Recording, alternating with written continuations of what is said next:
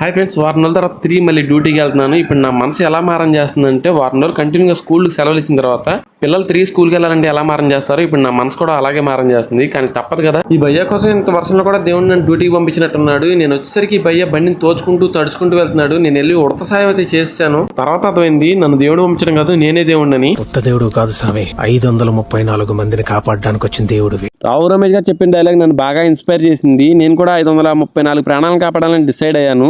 ఈ కుక్క పిల్లకి అయితే కాలుకి దెబ్బ తగిలింది, అలాగే వర్షంలో బాగా తడిసింది. దీన్ని ఎలాగే వదిలేస్తే ఇప్పుడు చచ్చిపోకపోవచ్చు, కానీ తర్వాత చచ్చిపోద్ది.